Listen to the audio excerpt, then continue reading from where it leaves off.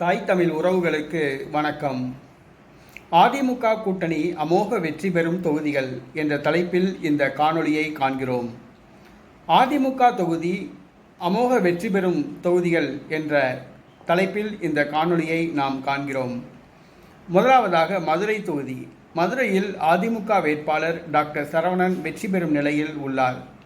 அவர் மக்கள் நல மருத்துவர் என்று பெயர் பெற்றவர். அவரை எதிர்த்து போட்டியிடும் மார்க்சிஸ்ட் கம்யூனிஸ்ட் கட்சி வேட்பாளர் தொகுதி பக்கம் வரவில்லை என்று அதிருப்தி நிலவுகிறது. குறிப்பாக அவர் தெலுங்கர் சமுதாயத்தை சார்ந்தவர்.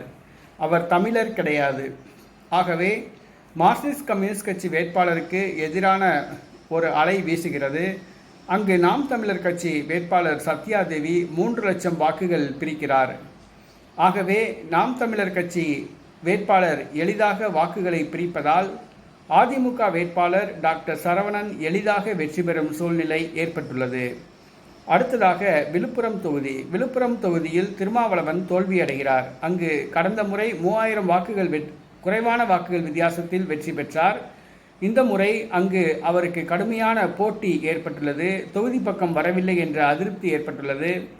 அவர் பெரும்பாலான நாட்கள் சென்னையிலும் டெல்லியிலும் தான் அவர் கழித்துள்ளார். தொகுதி பக்கம் திரும்பி வரவில்லை. தொகுதிக்கு எந்த நன்மையும் செய்யவில்லை. குடிநீர் வசதி, பாதாள வசதி, சாலை வசதி எதுவுமே செய்து தரவில்லை. தொகுதி மக்களின் நலனில் அக்கறை காட்டவில்லை. ஆகவே திருமாவளவனுக்கு அங்கு அதிருப்தி நிலவுகிறது. அங்கு அதிமுக வேட்பாளர் முன்னணியில் உள்ளார். அடுத்ததாக விழுப்புரம் தொகுதியில் KS ரவிக்குமார் விடுதலை சிறுத்தை கட்சிகள் வேட்பாளர் பின்தங்கியுள்ளார். அவருக்கு திமுக கூட்டணி கட்சி வேட்பாளர்களே வேலை பார்க்க மறுக்கின்றனர். ஆகவே அங்கு அதிமுக வேட்பாளர் எளிதில் வெற்றி பெறும் சூழ்நிலை ஏற்பட்டுள்ளது. திருச்சி தொகுதியில் அதிமுக வேட்பாளர் முன்னிலையில் உள்ளார். ஏனென்றால் அங்கு போட்டியிடும் மதிமுக வேட்பாளர் துரை வையாபுரி அவர்களுக்கு திமுகவினர் ஒத்துழைப்பு தரவில்லை. ஆகவே அங்கு அதிமுக வேட்பாளர் வெற்றி பெறும் நிலை ஏற்பட்டுள்ளது. திண்டுக்கல் தொகுதியில் அங்கு திமுக அதிமுக இரண்டும் போட்டியிடவில்லை. திண்டுக்கல் தொகுதியில் அதிமுக கூட்டணி கட்சி SDPI கட்சி வேட்பாளர் நெல்லை முபாரக் போட்டியிடுகிறார்.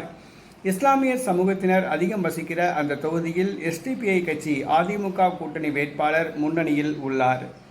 ராமநாதபுரம் தொகுதியில் அங்கு கடுமையான போட்டி நிலவுகிறது. திமுக கூட்டணி கட்சி முஸ்லீம் லீக் வேட்பாளர் நவாஸ் கனி ஏணி சின்னத்தில் போட்டியிடுகிறார்.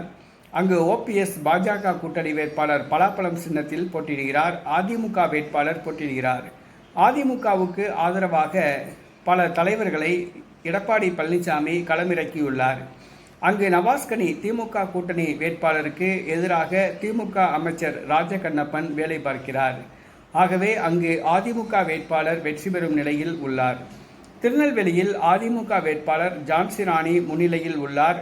அங்கு காங்கிரஸ் கட்சி உள்கட்சி பூசல் நிலவுகிறது. சமீபத்தில் ஜெயக்குமார் வெட்டி படுகொலை செய்யப்பட்டது நம் அனைவருக்கும் தெரியும். திருநெல்வேலியில் போட்டியிடுகின்ற வேட்பாளர் தொகுதி மக்களுக்கு அறிமுகம் இல்லாதவர். ஆகவே அங்கு அதிமுக முன்னணியில் உள்ளது. தூத்துக்குடியில் ஒரு மிக அதிர்ச்சியான செய்தி. கனிமொழி தோற்கின்றார். அவர் 1 லட்சம் வாக்குகள் வித்தியாசத்தில் தோல்வியடைவார் என்று கூறப்படுகிறது. ஏனென்று சொன்னால் அவருக்கு எதிராக அமைச்சர் கீதா ஜீவன், தூத்துக்குடி நகராட்சி மேயர் ஆகியோர் செயல்பட்டுள்ளனர். கனிமொழிக்கு ஆதரவாக வேலை பார்க்கவில்லை. திமுகவினர் 2 பிரிவாக பிரிந்து ஒரு பிரிவினர் கனிமொழிக்கும் ஒரு பிரிவினர் கீதா ஜீவன் ஆதரவாகவும் வேலை பார்த்தனர். ஆகவே கனிமொழி பிரச்சாரத்தில் தொய்வு ஏற்பட்டுள்ளது. கனிமொழிக்கு பொதுவாக தொகுதி பக்கம் நல்ல பெயர் கிடையாது. ஆகவே கனிமொழி தோற்கின்ற நிலைமை ஏற்பட்டுள்ளது. கோவையில் அதிமுக வேட்பாளர் முன்னணியில் உள்ளார். அண்ணாமலை, திமுக இருவரும் கடும் போட்டி தருகின்றனர். இருவரும் தருகின்ற கடும் போட்டியில் எளிதாக கோவையில் அதிமுக வேட்பாளர் முன்னிலையில் உள்ளார். கரூரில் காங்கிரஸ் வேட்பாளர் ஜோதிமணி பின்தங்கியுள்ளார். காங்கிரஸ் ஆட்சியை பிடித்தால் மத்திய அமைச்சராக வாய்ப்பு இருந்த ஜோதிமணி கரூர் தொகுதியில் தோற்கும் நிலை ஏற்பட்டுள்ளது. செந்தில் பாலாஜிக்கு எதிராக இவர் அரசியல் செய்தார். அதன் விளைவுதான் அவர் தோற்கின்றார். காங்கிரஸ் கட்சி வேட்பாளர் ஜோதிமணி தோற்கிறார். அங்கு அதிமுக வேட்பாளர் வெற்றி பெறுகிறார்.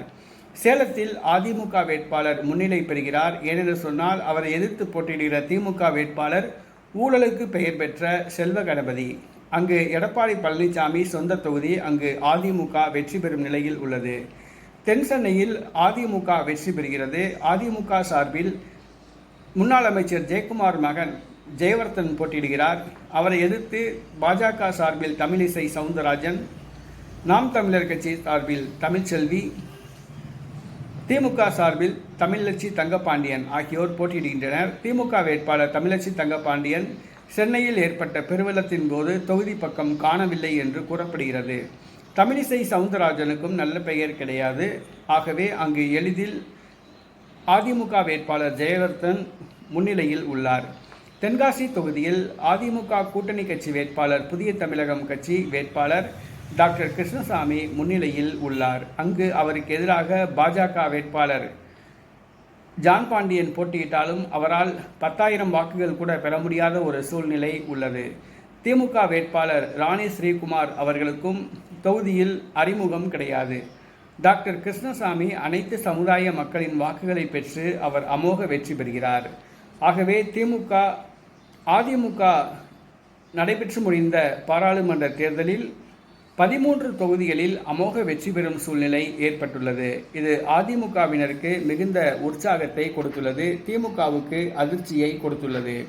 அதிமுகவினர் இன்னும் சற்று அதிகமாக கடினமாக வேலை பார்த்திருந்தால் 20 தொகுதிகள் வரை வென்றிருக்க வாய்ப்பு உண்டு. ஆனால் அதிமுகவினர் இந்த தேர்தலை சாதாரணமாக எடுத்துக்கொண்டதன் விளைவுதான் குறைவான தொகுதிகள் வெற்றி பெறுகிறார்கள். அதிமுக 13 தொகுதிகள் வெற்றி பெறுகிறது. இதுவே பெரிய விஷயம் என்று அதிமுகவின் முன்னணி தலைவர்கள் கருதுகின்றனர். தேர்தலுக்கு பின்பு பாரதிய ஜனதா கட்சி அதிமுகவின் தயவுடன் ஆட்சி அமைக்கும் என்று கூறப்படுகிறது. வாக்கு எண்ணிக்கை ஜூன் 4ஆம் தேதி நடைபெறுகிறது. பொறுத்திருந்து பார்ப்போம் யார் ஆட்சி அமைப்பார்கள் என்று.